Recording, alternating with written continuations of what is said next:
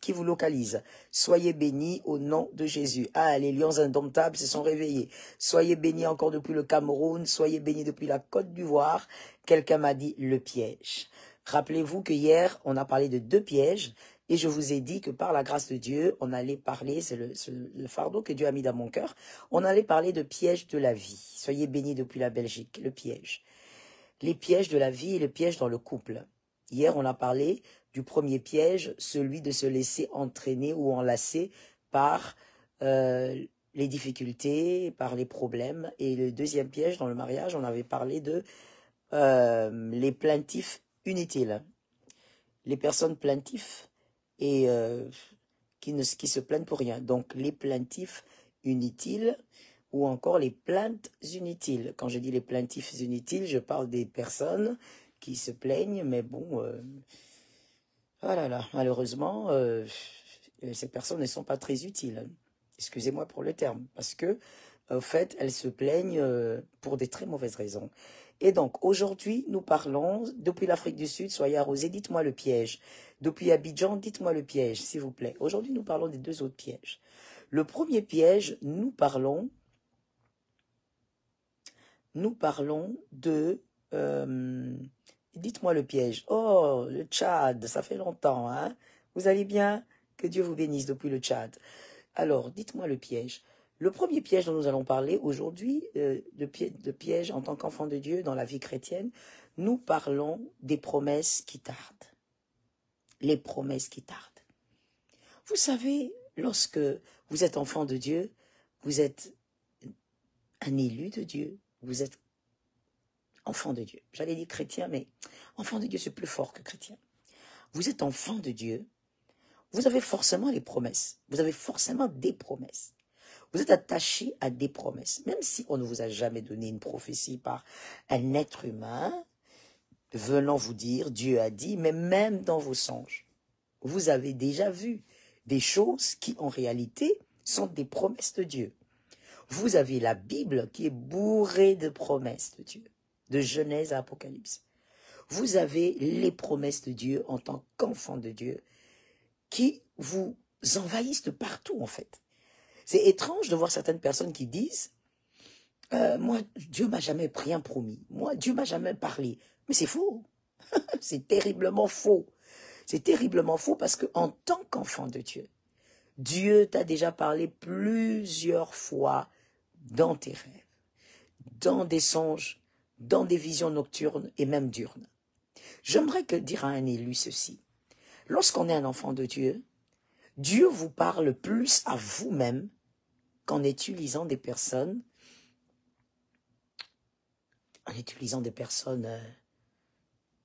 des personnes que vous connaissez. Dieu parlera plus avec vous. Mais comme la Bible dit, le Seigneur parle tantôt d'une manière, tantôt d'une autre, mais seulement on n'y prend pas garde. C'est là le piège. Mais Dieu parle beaucoup avec vous. Et Dieu vous a déjà donné beaucoup de promesses. Et comme je le disais, la parole de Dieu aussi, la Bible, est bourrée de promesses. Il y a plein de promesses là-dedans. Et donc, le piège, c'est lorsque on sait ce que Dieu a dit, on sait ce que Dieu nous a promis, on attend, ça ne vient pas. Oh my goodness. C'était déjà arrivé d'attendre quelque chose pendant des années. D'attendre quelque chose et pas, tu n'attends pas en ayant une mauvaise position. Non, non, non, comme la Bible dit, ce sont vos iniquités qui mettent une barrière entre vos prières et Dieu. Non, non, non. Tu fais un effort par la grâce de Dieu de faire ce que Dieu veut de toi. De faire ce que Dieu attend de toi. Mais ça ne vient pas.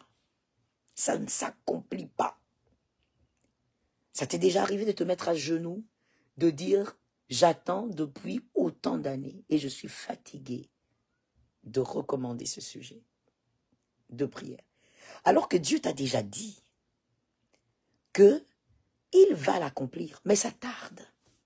Le premier piège, les promesses longtemps attendues. Attention à ce piège-là. Lorsque les promesses sont longtemps attendues, on a tendance, à douter. Parce qu'on a pris du temps à attendre. Donc, on commence un peu à douter. Est-ce que c'est Dieu qui avait parlé? Est-ce que c'est vraiment lui qui avait parlé? Ne laisse ni la chair, ni la société te faire douter de Dieu. Quand Dieu a parlé, il a parlé. Lorsque la promesse tarde, la deuxième chose, on a tendance à regarder à gauche et à droite. Ah, ça, c'est un grand piège. On regarde à gauche et à droite. On a les yeux un peu, des yeux baladeurs. On regarde à gauche, à droite. On regarde chez le voisin. Lui a commencé à prier quand? Lui, c'est accompli. Lui, je l'ai vu arriver. Lui, je l'ai soutenu. Lui, je me rappelle. Des fois même, il venait pleurer chez moi. Voici, j'ai attendu. J'attends cet enfant. J'attends Samuel. Dieu m'a promis. J'attends, ça ne vient pas. J'attends Isaac. Parce que bon, Samuel, il faut dire, ce n'était pas vraiment une promesse. J'attends Isaac. Ça ne vient pas. J'attends. Dieu m'a dit que je devais me marier l'année passée. Mais le temps est passé. Je regarde à gauche et à droite. Celui-là, il est maintenant stable. Alors que c'est moi qui l'ai aidé dans la vie. C'est moi qui ai fait ceci. C'est un grand piège. Lorsqu'on a les promesses venant du Seigneur, il faut éviter les yeux baladeurs. Il faut faire attention. Il faut que les yeux restent sur les promesses. Alors qu'en tant qu'humain, on a vraiment tendance à regarder à gauche, à droite.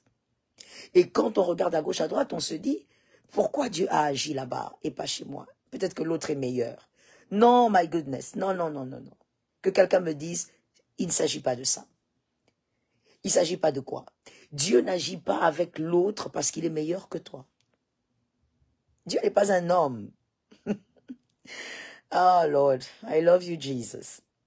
Je t'aime, Jésus. Il ne s'agit pas de ça. Dieu n'agit pas avec ton oncle, ta tante, ton frère dans le Seigneur avant toi parce qu'il est meilleur que toi. Non. C'est une affaire de temps et de circonstances. C'est son temps. Le Kairos est arrivé pour lui. Le Kairos a sonné pour lui. C'est bon. On bénit le Seigneur. Et je veux même te dire, quand Dieu te fait des promesses et que Dieu permet qu'Agar soit enceinte, alors que toi tu es là, c'est pour travailler aussi ton cœur. Dieu ne nous bénit pas seulement, Dieu n'accomplit pas seulement ses promesses. Entre la promesse et le temps de l'accomplissement, vous voyez le middle, là, au milieu, juste le temps du milieu, là, entre la promesse dite par Dieu et l'accomplissement, le milieu, là, le temps du milieu, c'est le temps où Dieu te façonne par rapport à l'accomplissement. Dieu te taille ton caractère, il te façonne pour que tu ressembles à l'accomplissement de la promesse. Dieu va parler à Joseph, il est un gamin, tout au plus peut-être 10 ans. Il lui parle des rêves, voilà, la gerbe de Joseph est debout, la gerbe de ses frères s'incline. Mais il est petit. Vous voyez ça? Quand il reçoit les messages, les promesses de Dieu, il est petit. Le temps d'être ce Joseph, devant qui les frères vont s'incliner, il faut avoir 30 ans. Et 30 ans veut dire, quelqu'un me dit 30 ans. Quelqu'un me dit 30 ans. Et 30 ans veut dire la maturité, la sagesse, le don de discernement aiguisé, le don d'interprétation des songes aiguisé. Vous voyez ça? Tout ça, ça se passe entre le moment où Dieu a parlé et l'accomplissement. Écoute, en d'autres termes, il faudrait que tes 30 ans arrivent. Tu as compris ce que ça veut dire? Je ne parle pas de l'âge. Il faudrait que tes 30 ans arrivent. Le temps de la maturité. Tu dois vivre cette maturation-là. Et donc, fais attention avec ce piège, mon frère. Beaucoup d'enfants de Dieu se sont éloignés de Dieu parce que ces enfants de Dieu avaient des yeux baladeurs, croyant que si Dieu fait à gauche, c'est que Dieu m'a oublié, Dieu aime l'autre plus, et pensant également que si Dieu a fait à gauche et à droite, il y a quelque chose qui ne va pas chez moi. Attention, Dieu doit te préparer. Ne va pas perdre, rater l'accomplissement de ta promesse, parce qu'il est aussi écrit, hein. Ah oui, Ça, il faut que je le dise. Il est aussi écrit, tu perdras ton héritage par ta propre faute. Verset traumatisant. Tu perdras ton héritage par ta propre faute. Donc, Dieu peut t'avoir promis que tu vas te marier en 2024, mais toi, n'ayant pas compris le système de Dieu, le système de fonctionnement de Dieu, au lieu de te laisser aiguiser, toi, tu commences à sortir avec les hommes d'autrui. Parce que tu as attendu 2023, 2023 est passé, tu t'es pas marié, 2024, tu as l'impression que, oh là là, nous sommes bientôt en train d'aller vers avril, alors tu te dis, non, non, non, non, non, il y a quelque chose qui marche pas ici, parce que tu as justement des yeux baladeurs, mademoiselle. Et maintenant, tu commences à sortir avec les hommes mariés. Tu détruis ton héritage, tu vas perdre ton héritage. Il est écrit. Ce ne sont pas des phrases en l'air, c'est pas l'imagination du pasteur Joël. Il est écrit. Tu perdras ton héritage par ta propre faute. On peut perdre son héritage. Dieu t'a dit, attends, cool down. Cool down. Tu deviens agité.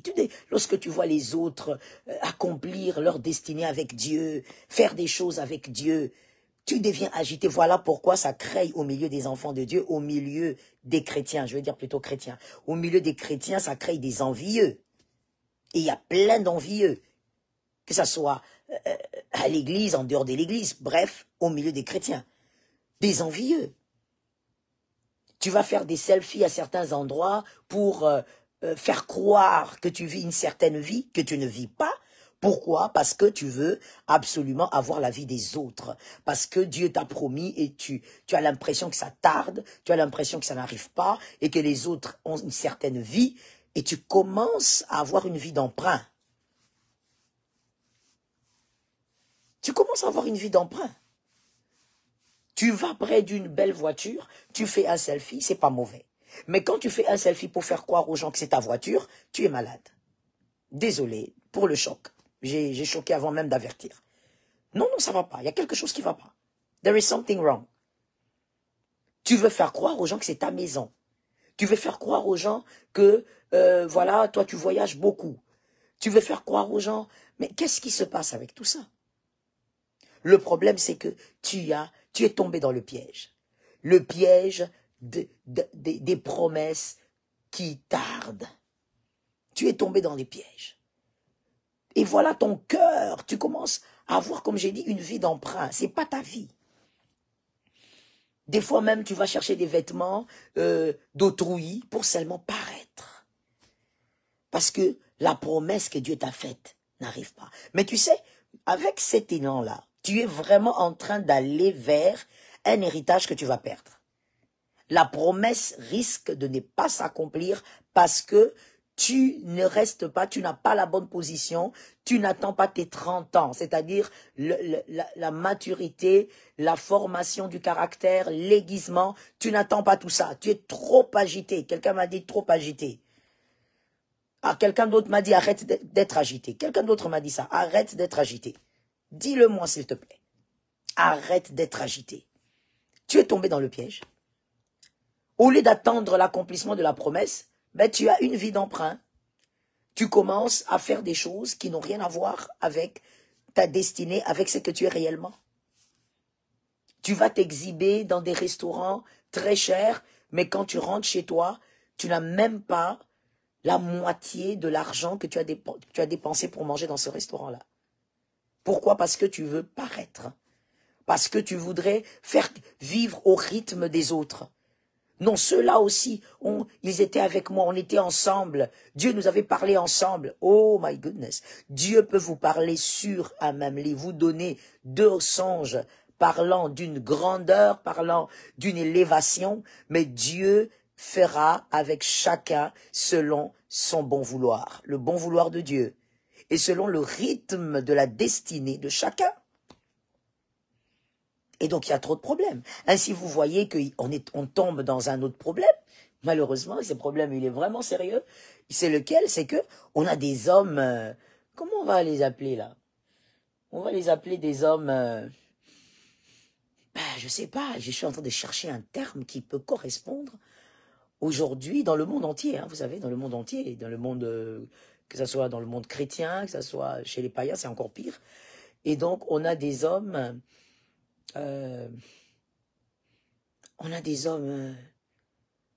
On a des hommes, je ne sais pas comment les appeler,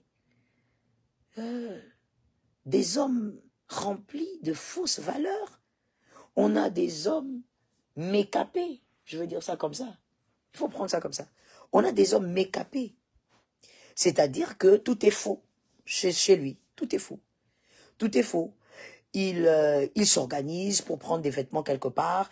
Il s'organise pour te faire croire qu'il a une vie qu'il n'a pas. Il va prendre une voiture, louer une voiture pour certains pays là où on loue facilement des voitures. Il va louer une voiture pour te faire croire que c'est la sienne. Il va ou soit prendre la voiture de son cousin, de son frère, pour te faire croire que c'est sa voiture.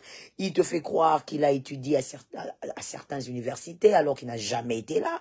Et tu te retrouves avec un gars comme ça, mademoiselle, tu es dans un trou.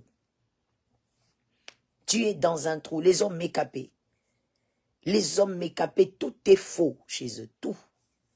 Tout est faux. Il te dit qu'il a été à Brazzaville, il n'a jamais été.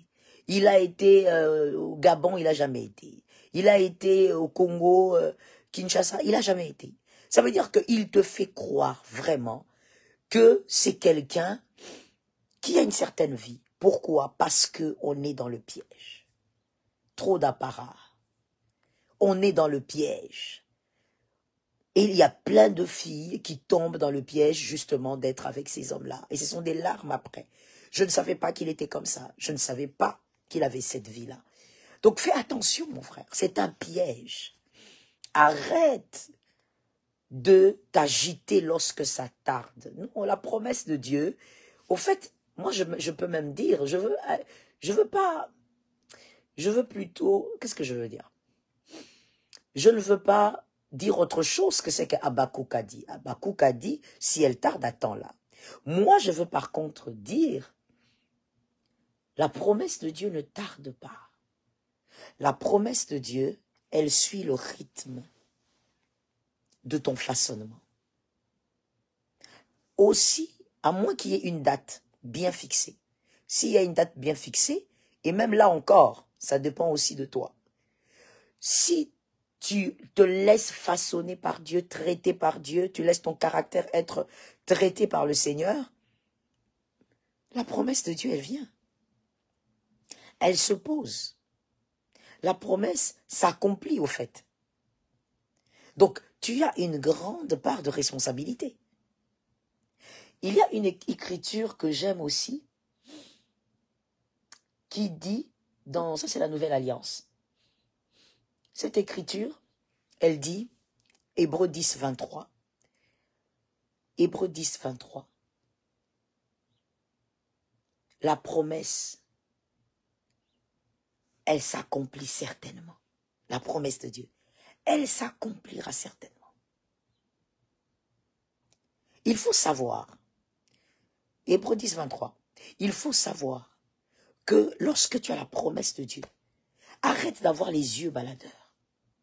Lorsque tu as la promesse des dieux, arrête de vouloir prendre ta vie et de la calquer sur une autre vie. Non, your life is your life. Lorsque tu as la promesse de Dieu, arrête de courir avec quelqu'un. Dis-moi, parce que c'est à moi que tu t'adresses, dis-moi s'il te plaît, je ne cours avec personne. Je ne cours avec personne. Je ne fais la course avec personne. Non, tu dois le dire parce que c'est important. Dans la parole de Dieu, vraiment la Bible contient tout. Dans la parole de Dieu, on verra un grand prophète comme David être capable très souvent, dans les psaumes, vous allez le voir, très souvent dire à son âme, parler à son âme, c'est très important. Ça a une force psychologique, alors que David n'était pas psychologue, il ne connaissait rien, peut-être même de la psychologie. Voilà pourquoi c'était un homme extraordinaire, un grand prophète. Il parlait souvent à son âme. Et c'est curatif. C'est très curatif, je vous assure. Il faut se parler. Il faut se dire, mon âme, calme-toi. Dieu fera ce qu'il a dit. Mon âme, calme-toi. Tu n'es pas Janine, tu n'es pas Huguette, tu n'es pas Jean-Louis, tu n'es pas Alex, tu es Joël. Mon âme, calme-toi. Il faut que tu t'imposes un calme. Le calme divin ne viendra pas si toi-même tu es un agité. Vous savez, aujourd'hui, nous les chrétiens, nous pensons que Dieu doit tout faire pour nous. Non, Dieu peut tout et il ne fait pas tout. Dieu peut tout, mais il ne fait pas tout. Dieu peut tout. God is able. God is able to do everything. But he will not do everything. Dieu peut tout, mais il ne fera pas tout. Pourquoi? Parce que c'est un père responsable, tout simplement. C'est un père responsable. Il a créé l'homme à son image, selon sa ressemblance. L'homme est un Dieu, comme la Bible le dit, et l'homme a ses responsabilités. L'homme a ses responsabilités. Tu as tes responsabilités. Donc, Dieu ne va pas mettre la paix dans ta vie si toi-même, tu ne sais pas te calmer. Tu dois te calmer. Ma sœur, calme-toi. Mon frère, cool down, please. Tu dois te calmer. Si tu ne te calmes pas, Dieu ne te calmera pas parce que il est là, il est omniprésent, il y a son onction. Non. Calme-toi. Voilà pourquoi il est même écrit. L'esprit du prophète est soumis au prophète. Pour dire quoi? Que le prophète a aussi l'autorité sur l'esprit prophétique. Il faut que tu calmes ton esprit, ma sœur. Ne tombe pas dans ce piège, mon frère. Fais attention aussi avec les allumeurs de feu, avec les pyromanes. Fais attention avec ces personnes-là, les personnes pyromanes. Je sais qu'il y en a plein autour de vous. Ces personnes sont partout. Qu'est-ce que vous voulez?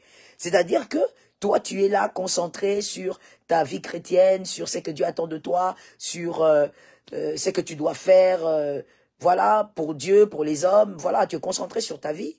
Mais tu verras un ami pyromane qui vient te dire, mais en tout cas, comment ça se fait que jusqu'aujourd'hui, tu n'as pas ci, tu n'as pas ça, pourquoi ta vie est comme ça? Mais attends, dis avec moi, arrête d'examiner ma vie. Dis ça avec moi, mon frère, arrête d'examiner ma vie.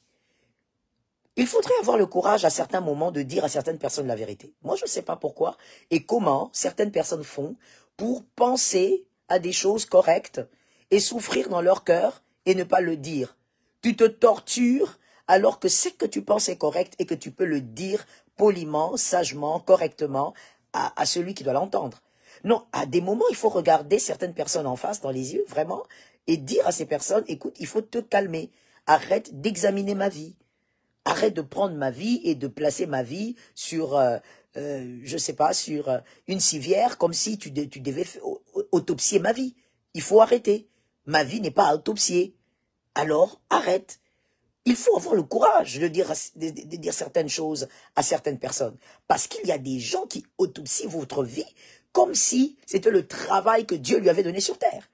Alors qu'il a une vie façon, bizarre, une vie obscure, une vie ténébreuse. Ça veut dire au point où quand tu entres dans cette vie, tu vois rien. Tu es aveugle parce que la vie de cette personne est obscure, totalement obscure. Totalement obscure. Mais elle ne se concentre pas sur sa vie. Elle est là pour dire pourquoi ta vie, pourquoi tu n'as pas ceci, pourquoi tu n'es pas marié, pourquoi tu n'as pas d'enfant, pourquoi tu ne voyages pas, pourquoi tu n'as pas de maison. Il faut dire à un moment à certaines personnes, à ces pyromanes, de se calmer. Ce sont des gens qui viennent allumer un mauvais feu dans votre cœur.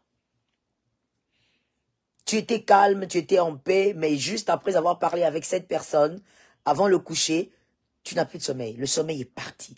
Tu commences à réfléchir. J'ai 45 ans, j'ai 50 ans. Comment je m'en sors? Comment je fais ceci? Celui-là, je l'ai vu sur TikTok. Il n'a que 22 ans. Il n'est pas toi.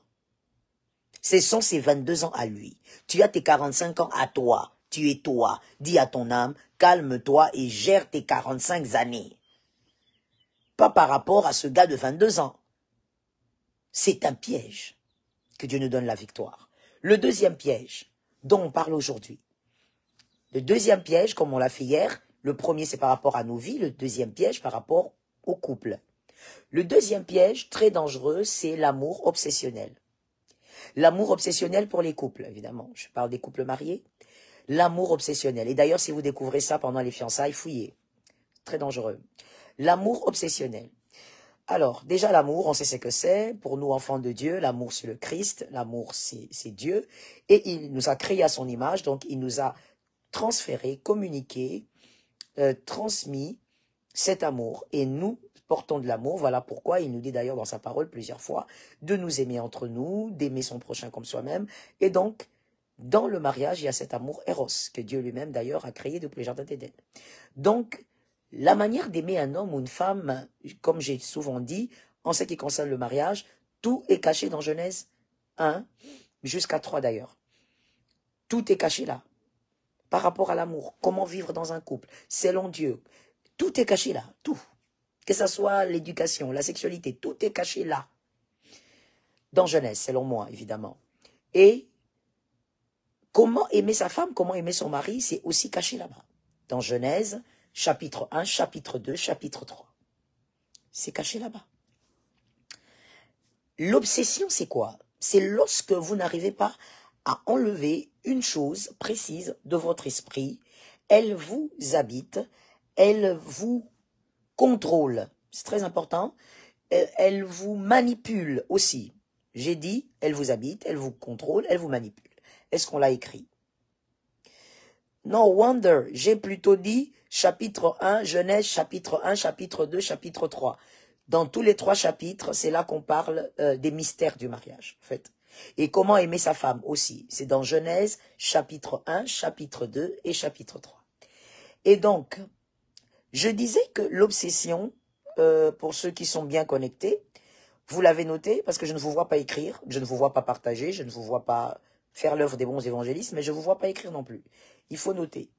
Donc, cette obsession, l'obsession, c'est lorsque cette pensée, une pensée précise, vous habite, vous contrôle et vous manipule. Alors, l'amour obsessionnel dans le mariage est un grand piège. Beaucoup de couples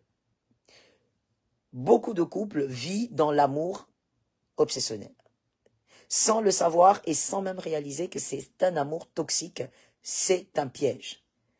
On trouve que c'est convenable parce qu'on dit amour. Non. Même lorsqu'on dit amour, quand il y a cette deuxième partie, c'est-à-dire l'obsession, ça devient un problème. Quand est-ce que, madame, vous êtes dans un amour obsessionnel, monsieur? Par exemple, madame, vous êtes dans un amour obsessionnel lorsque vous prenez, par exemple, le téléphone de votre mari et vous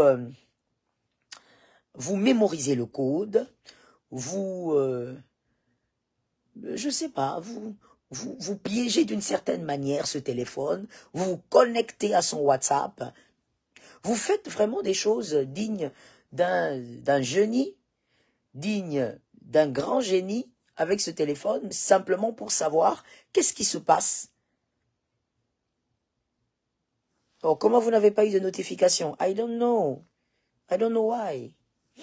Alors, juste pour savoir qu'est-ce que son mari fait, avec qui il cause, avec qui il s'écrit, avec qui sa femme s'écrit. Non, ça c'est un problème. L'amour obsessionnel, vous êtes à la maison, monsieur ou madame, ou au travail, vous voulez savoir avec exactitude votre mari est allé où, il a fait quoi, il a mangé dans quel restaurant, avec qui, il a mangé quel repas, il a dépensé combien. Vous mettez même des gens derrière votre mari, derrière votre femme. C'est un amour obsessionnel, toxique, c'est un piège. Un piège et donc ça vous amènera très loin. Ah oui. Vous ne voyez pas, vous ne vous rendez pas compte vous-même que vous êtes un peu malade, monsieur, madame, et cette maladie va vous amener très loin. Regardez ce qui se passe dans Genèse, parce que je vous ai dit, tout est caché en ce qui concerne le mariage dans Genèse, chapitre 1, chapitre 2, chapitre 3. Dans le chapitre 3, lorsque le serpent séduit la femme, et puis vous connaissez le reste, le couple tombe dans le péché, Dieu vient pour punir tout le monde. Dieu commence, ça c'est très intéressant, très intéressant. Et vous pouvez lire ça dans Genèse 3, 1 jusqu'à 17. Je suis sûr que je ne me suis pas trompé. Genèse 3, 1 jusqu'à 17. Vous pouvez lire ça. C'est impressionnant. Dieu dit au serpent, puisque tu as fait ça, voici ta punition. C'est Dieu qui parle au serpent. Puisque tu as fait ça, puisque tu as séduit, donc, puisque tu as fait. C'est ce qui nous intéresse au fait. C'est la première partie. Et il punit les serpents. Dieu va avec la femme, c'est aussi impressionnant. Dieu ne dit pas à la femme, puisque tu as fait. Dieu ne dit pas à la femme, pourquoi tu as fait. Dieu balance la sentence directement. Avec la femme, il dit, j'augmenterai. Directement quoi. Il dit pas à la femme, comme avec le serpent, puisque tu as fait, pourquoi tu as fait. Non. Avec l'homme, là encore ça change. Avec l'homme, il dit, puisque tu as écouté la voix de ta femme. C'est impressionnant. Avec l'homme, il dit, puisque tu as écouté la voix de ta femme. Aïe, aïe, aïe, aïe. C'est que Dieu a dit à la femme, la manière dont Dieu a réagi avec la femme, très différent du serpent et de l'homme. Bon, ça c'est un autre enseignement, on ne parlera pas de ça. Il dit à l'homme, puisque tu as écouté la voix de ta femme. Donc, en amour dans le mariage, selon Dieu, nous sommes chrétiens, nous sommes enfants de Dieu, selon Dieu, vous ne pouvez pas avoir la pensée de votre mari ou de votre femme plus que Dieu. Vous ne pouvez pas avoir la pensée de l'amour, je vais peut-être mieux dire comme ça, vous ne pouvez pas avoir la pensée de l'amour de votre mari ou de votre femme plus que Dieu. Parce que Dieu a dit, il ne s'agit pas que de dire à Adam, parce que tu m'as désobéi. Non, non, non, c'est au-delà de l'obéissance là. Quand Dieu dit, puisque tu as écouté la voix de ta femme, c'est au-delà de l'obéissance. Dieu est vraiment en train de dire quelque chose de très profond. Il est en train de dire, si tu m'avais moi dans ton esprit, plus que tu n'avais ta femme, ou plus que tu n'as ta femme, tu m'aurais obéi. Et donc, c'est un grand piège de aimer sa femme au point où, on va dire au point où, au point 2, avoir l'amour de Dieu en deuxième position. C'est un problème. C'est un piège. Dieu n'aime pas ça. Depuis le jardin d'Éden, Dieu a vraiment fait comprendre que si ce n'était pas le cas, tu n'allais pas désobéir et tu n'allais pas sortir du jardin. Adam, aujourd'hui, tu vas galérer parce que tu avais l'amour de ta femme dans ton esprit plus que l'amour que tu devrais avoir pour moi, ton Dieu. Donc, l'amour, je veux dire ça comment? Un amour obsessionnel est un piège et aussi est un mal depuis Genèse. Depuis Genèse. Alors, lorsque tu cherches à tout contrôler autour de ton mari, de ta femme, c'est un amour obsessionnel. Ton mari cause avec ses frères, tu veux savoir, ils ont dit quoi? Pourquoi? Pour aller où? Madame, tu vas mourir tôt, d'abord, hein? Tu vas mourir tôt. C'est un conseil. C'est apprendre à laisser, hein, tu sais. Voilà. Le pasteur Joël a tellement de problèmes sur les réseaux que bon, faut dire c'est apprendre à laisser. Donc, tu vas mourir tôt. C'est un amour obsessionnel. Monsieur, tu vois ta femme à partir de, je sais pas, de la mezzanine, tu la vois en train de causer avec le voisin.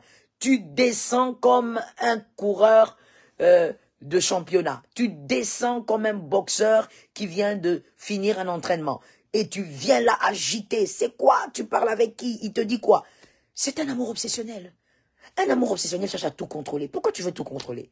Tu aimes quelqu'un, tu n'es pas son policier, tu n'es pas... Il y a même des gens qui vont dire, mais non, pasteur, l'amour n'exclut pas le contrôle.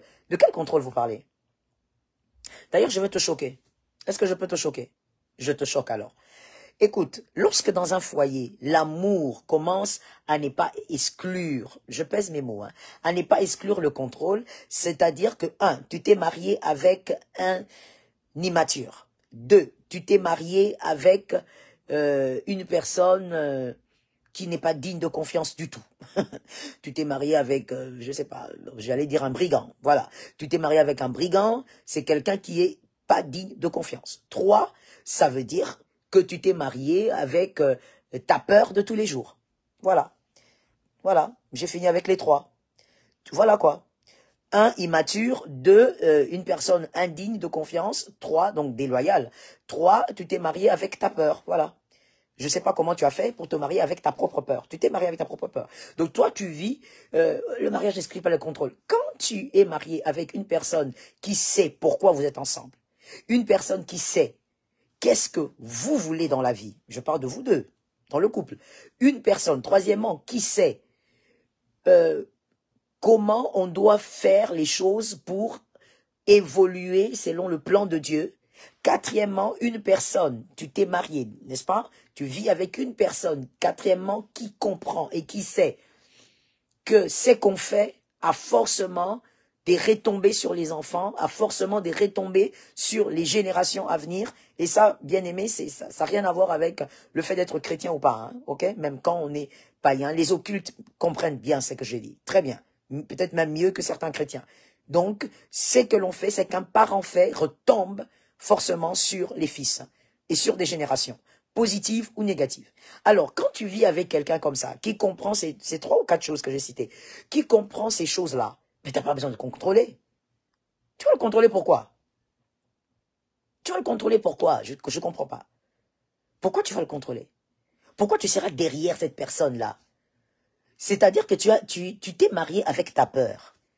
Et donc, voilà pourquoi tu vis dans la peur. Et je veux même aller au-delà. Est-ce que je peux choquer pour une deuxième fois? Ou une troisième, je ne sais même plus. Je te choque en te disant aussi, même si tu prenais cette phrase et l'appliquais, le mariage n'exclut pas le contrôle, tu commences à contrôler ton mari, tu contrôles ta femme, tu vas empêcher quoi? Qu'est-ce que tu vas empêcher? Qu'est-ce que tu vas empêcher? Et je dirais même malheur à toi qui as épousé un homme intelligent. Malheur à toi qui as épousé une femme intelligente. Qu'est-ce que tu pourras empêcher? Quand un homme est intelligent, il va te tromper à 0 mètre. Quand un homme, parce que je sais que quand vous parlez de contrôle, vous parlez très souvent de la tromperie, n'est-ce pas? On va aller straight. Moi, je n'aime pas porter les gants quand je parle. Donc, ceux qui peuvent me supporter, m'écoutent. On va aller straight, quoi. Donc, quand tu dis l'amour n'exclut pas le contrôle, la confiance n'exclut pas le contrôle, c'est parce que tu parles de la tromperie. Mais dis-moi, un homme intelligent peut te tromper à 0 mètre. Un homme intelligent, d'ailleurs, ne te trompera pas loin. Il te trompera près. Parce que c'est plus facile pour lui et il gère. Oui, quelqu'un d'autre va dire, mais non, pasteur, voilà, ça, je veux le choper. Non, ma sœur, c'est justement ça l'intelligence. Ainsi, mon daddy Jean-Baptiste, que j'aime beaucoup, je l'embrasse, mamie aussi, maman Lily Soumbela, ce sont mes parents spirituels, nos parents spirituels, je les embrasse, beaucoup, beaucoup de bisous et de câlins. Mon daddy Jean-Baptiste, mon père spirituel donc, dit souvent que la personne la plus dangereuse au monde, c'est l'homme intelligent. C'est la femme intelligente. C'est l'intelligence. L'arme la plus destructrice au monde. Et on est d'accord d'ailleurs, n'est-ce pas? Même sans ouvrir la Bible. Ceux qui ont fabriqué les bombes nucléaires, c'était quoi? Le bouddhisme. C'était quoi? Des idiots. Voilà. L'arme la plus dangereuse au monde, c'est l'intelligence. Tu dois savoir que si tu as épousé un homme intelligent, il ne faut pas aller sous cet angle-là. Tu vas mourir d'AVC, madame. Tu vas mourir d'AVC. Si un homme veut te tromper, il te trompera. Si une femme veut te tromper, elle te trompera en ordre et en désordre. My goodness. Tu sais, la femme, elle est capable de te tromper. Elle te trompe à côté je sais pas. Je veux dire, à côté, nous en République démocratique du Congo, on a notre fleuve majestueux, le fleuve Congo. J'allais dire le fleuve Zaïre. Oh là là là là, voilà, c'est la nostalgie. On a un majestueux fleuve, le fleuve Congo. Et donc, une femme peut te tromper près du fleuve, près de l'océan, près d'une rivière. Mais même les poissons ne sont pas au courant. Est-ce que tu badines avec ces choses-là? Tu badines avec ces choses-là? L'intelligence est un problème. L'intelligence est une arme. L'intelligence, voilà pourquoi nous chrétiens nous disons, je puis tout par celui qui me fortifie. Nous nous cachons en Jésus. Pourquoi? Parce qu'en Jésus, Jésus va tuer la mauvaise partie de l'intelligence. Jésus va tuer ça. Lorsque une mauvaise intelligence veut se mettre en exergue, Jésus va arrêter ça. Jésus va tenir ça. Gloire à Dieu. Merci Seigneur. J'ai envie de dire cette parole de l'Écriture qui dit « Heureusement que j'ai pour moi le Dieu d'Israël ». Jésus veille à ce que, lorsque la mauvaise intelligence veut se manifester, il impose sa présence. Et tu restes pur dans sa présence. Ton intelligence est pour bénir les hommes, pour faire du bien aux uns. Donc, c'était juste une parenthèse pour dire qu'il ne faudrait pas seulement dire des phrases comme des ruminants. Tu dis des phrases parce que tu les as trouvées sur terre, parce que tu trouves les gens le dire, parce que tu as trouvé tes grands-parents le dire. La confiance n'exclut pas le contrôle. Il ne faut pas être des ruminants. Il faut réfléchir. Il faut décortiquer les pensées. Et il faut analyser la société et ainsi que l'évolution même de l'homme. Il y a des choses qui sont inutiles. Sors de l'obsession, sors d'un amour obsessionnel. Ça détruit ton foyer. Ça détruit ton ménage. Ça détruit la paix de ton foyer. Je veux répondre à 3 questions comme je l'ai fait hier. Donc j'attends les 3 premières questions sur mon mur. L'amour obsessionnel va détruire toutes les bonnes choses que Dieu vous a données. Vous savez, il y a des hommes qui, à la limite, ont toujours été des hommes bien. Par la grâce de Dieu, ils font des efforts pour honorer leur famille, honorer le Seigneur. Mais tellement sa femme a un amour obsessionnel, cet homme commence à avoir des pensées noires. Même quand il est au téléphone, tu parles à qui? Pourquoi tu regardes ça? Tu es avec qui? Tu vas le détruire. L'amour obsessionnel est un piège parce que, ça détruit. Ça détruit l'autre. Lorsque tu es toujours en train de croire que ta femme te trompe parce qu'elle rit, elle sourit avec des gens, tu la détruis. Tu vas même créer des pensées qui n'existaient pas. Tout le monde ne trompe pas, monsieur. Madame, tout le monde ne trompe pas. C'est votre avis de croire et vous êtes libre de penser que tous les hommes trompent. Mais tous les hommes ne trompent pas. Il y a des hommes qui ne trompent pas. Moi, j'ai toujours posé la question et dernièrement, j'ai fait rire les femmes. Quelque part, je leur ai dit, est-ce que vous êtes d'accord avec moi que le commun des mortels dit que tout homme est infidèle? Et toutes les femmes étaient, oui, c'est clair, pasteur, tous les hommes sont infidèles. Ok, alors je leur ai dit, qui ont des fils dans cette salle? Elles ont levé la main et j'ai dit, ok, on baisse la main. Alors qui est d'accord que son fils sera un grand menteur, il trompera, il couchera avec toutes les femmes? Aucune femme ne voulait lever la main. Aucune femme ne voulait lever la main pour dire que son fils sera un trompeur, mais en même temps, les femmes sont d'accord que tous les hommes trompent. C'est votre avis, il faut juste réfléchir. Les hommes qui disent aucune femme n'est fidèle, c'est juste quand on la contrôle, on la maîtrise, c'est là qu'elle se calme. Mais aucune femme ne peut être une femme fidèle. Ok, d'accord. Monsieur, pensez-vous que votre fille aussi sera infidèle? D'ailleurs, là, je vais loin. Avec les messieurs, quand je parle des filles, c'est trop loin. Est-ce que vos sœurs sont infidèles? Alors, quand tu dis ça à un monsieur, à un gars, il dit non, oh là là, moi mes sœurs, elles sont bien. Oh, donc sur la terre, il n'y a que vos sœurs qui sont fidèles. Donc vous voyez que des fois, on dit des choses, mais on ne se met pas trop bien pour réfléchir. Il faut bien réfléchir. Et il faut surtout pas avoir l'intelligence mondaine. Renouvellement d'intelligence, c'est très important, a dit Romains 12, 2. Première question. Pour les personnes déjà blessées, comment refaire confiance? Si vous êtes dans le mariage, je réponds à Madame Claversia. J'espère que je n'ai pas massacré ton prénom. Madame Claversia, si vous êtes déjà mariée et que vous êtes déjà blessée, ça veut dire la confiance a été brisée. Alors, la première chose à faire, normalement, c'est celui qui a brisé la confiance qui doit rebâtir cette confiance en vous. Vous ne devez pas retravailler sur vous-même comme certaines personnes aiment le dire. Mon mari m'a blessé, mon mari m'a trompé, mais je dois travailler sur mon cœur. Écoutez, c'est une partie de la vérité, ça. C'est la moitié de la vérité, c'est pas toute la vérité. Ça se passe pas comme ça. Et vous ne guérirez jamais comme ça. Excusez-moi d'être très direct et peut-être d'être assez catégorique. Vous ne guérirez pas comme ça. On ne guérit pas lorsqu'on a brisé votre confiance. On a brisé la confiance que vous aviez envers quelqu'un par cette personne. Il faudrait que cette personne fasse un grand travail sur vous, sur vous-même, sur vous. C'est-à-dire la personne qui vous a blessé doit retravailler pour regagner votre confiance. Cette personne doit être consciente. Voilà pourquoi vous voyez, madame, pourquoi on ne peut pas se marier avec des gamins. C'est trop compliqué. Quand vous vous mariez à un gamin qui a 55 ans, mais qui est gamin, ben, il ne comprend pas qu'il a détruit le cœur de quelqu'un, il a détruit la confiance. Parce que quand on détruit la confiance auprès de vous, on détruit aussi une portion d'estime que vous avez pour vous-même. Surtout si on vous a trompé. Ça, c'est clair. On a détruit une portion des vous. Alors, il faudrait que cette personne ait de la maturité pour retravailler cette confiance, pour rebâtir la confiance. Et de votre côté, justement, si vous voyez que de l'autre côté, il y a des efforts fournis, la personne veut rebâtir, la personne veut reconstruire, écoutez, donnez toujours une deuxième chance, donnez une troisième, pourquoi pas, on ne sait jamais. Et il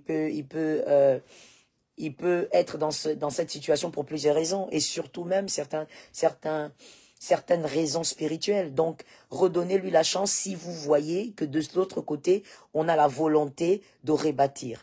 Et quand, du moment où, de l'autre côté, on rebâtit la confiance en vous, vous aussi, commencez à travailler sur votre cœur. Parce qu'il y a des femmes, les hommes se sont battus pour reconquérir le cœur, la confiance, mais aïe, aïe, aïe, il y a des femmes qui sont comme des moellons. Des moellons, c'est-à-dire des grosses pierres, elles bougent pas. Il m'a trahi, c'est comme ça, c'est fini, il m'a trahi. C'est compliqué. Quand vous restez catégorique comme ça, en même temps, vous ne quittez pas cet homme, je ne sais pas quel type de mariage vous voulez avoir, madame.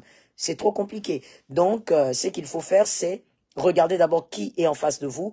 Est-ce que c'est quelqu'un qui est prêt à rebâtir ce qu'il a brisé et donnez-lui une chance et commencez à travailler sur votre cœur. Beaucoup, beaucoup, beaucoup de prières parce qu'il y a des choses que seul Christ rebâtit. Ah oui, je vous assure. Deuxième question, comment faire comprendre à l'autre que son amour est toxique car il n'a pas soigné ses traumatismes. Ah, madame, je pense que c'est une dame. Première chose, c'est à vous d'abord que je m'adresse. Hein. C'est-à-dire, vous avez d'abord péché, madame. Vous avez épousé un homme traumatisé qui n'avait pas guéri. Waouh! Vous avez pris un très gros risque. Et les conséquences sont là aujourd'hui. Lorsque quelqu'un est blessé, il doit d'abord guérir avant de se marier. Là, vous avez quelqu'un de traumatisé, madame. Vous n'allez pas l'aider à comprendre qu'il est dans un amour toxique, il ne va pas le comprendre. Parce que ce sont ces traumatismes qui créent toutes ces réactions-là. Donc, on rentre à la case du départ, il faudrait guérir son cœur à lui. Il ne faudrait pas lui dire que tu m'étouffes, tu es toxique. Tout ce que vous dites, au fait, c'est que vous ne comprenez pas, c'est que vous êtes en train d'enfoncer son traumatisme. Alors, arrêtez. Maintenant, vous devez revenir à la case du départ que vous aviez ratée il y a peut-être 15, 20 ans, avant le mariage. Vous devez l'aider à guérir. L'amener peut-être chez des psychologues, l'amener chez des hommes de Dieu, l'amener à l'église, mais il doit guérir. Et il doit vouloir guérir.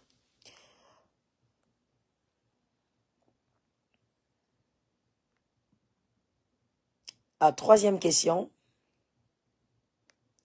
Est-ce qu'on peut rester longtemps avec quelqu'un qui ne sait pas aimer à cause de son passé et de ses blessures?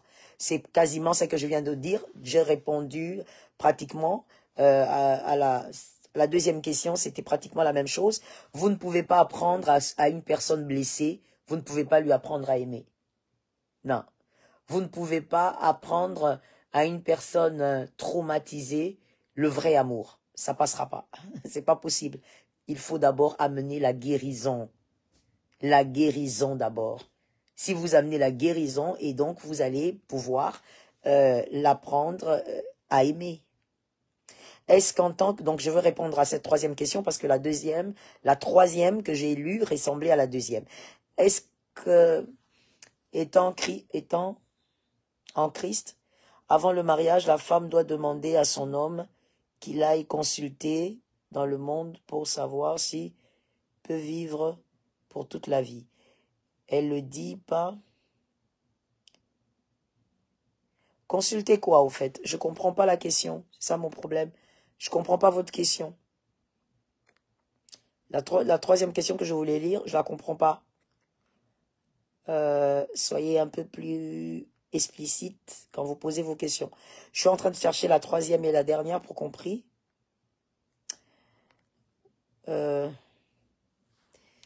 Comment faire pour guérir des blessures et des traumatismes? Ben, la première chose, c'est qu'il faut localiser le problème, c'est-à-dire savoir qu'est-ce qui vous a vraiment blessé, quelle était la chose qui vous a blessé, et commencer à travailler sur ce point de départ et faites-vous aider. Il faut absolument aussi se faire aider, ça c'est la deuxième chose. Il faut se faire aider, comme j'ai dit, par les hommes de Dieu en prière. Si vous sentez le besoin de voir un psychologue, faites-le, c'est pas un problème, c'est pas un péché non plus. Tout dépend de la profondeur de votre mal. Voilà. Alors, Marjorie, on parle de quoi? Mais tu es venu tellement en retard. Là, maintenant, on veut prier. On va prier. Les 2 pièges, on les a expliqués, maintenant on va prier. Déclare avec moi, au nom de Jésus de Nazareth, je refuse de me laisser influencer par le siècle présent. Au nom de Jésus, même si la promesse tarde, nous déclarons que l'Éternel est vivant. Nous tiendrons au nom de Jésus. Razé Kayama, Seigneur, je prie pour mon frère, qu'il ne soit pas influencé par le siècle présent, qu'il attende l'accomplissement de ses promesses, qu'il soit Père à la brèche, qu'il ait la position de celui qui attend, qui se laisse aiguiser, qui se laisse équiper. Père éternel, je te recommande ma sœur qui avait déjà un cœur, qui commençait à se fatiguer, à se lasser. Au nom de Jésus, que l'esprit de découragement te quitte et que l'Éternel te fortifie. Par ce moment de prière, que Jésus te fortifie.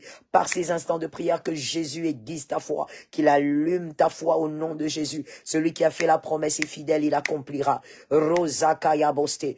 Père incomparable, je viens déclarer en ton nom que ce que tu as promis dans sa vie s'accomplira. Et je crois que ta main puissante est avec lui, est avec elle.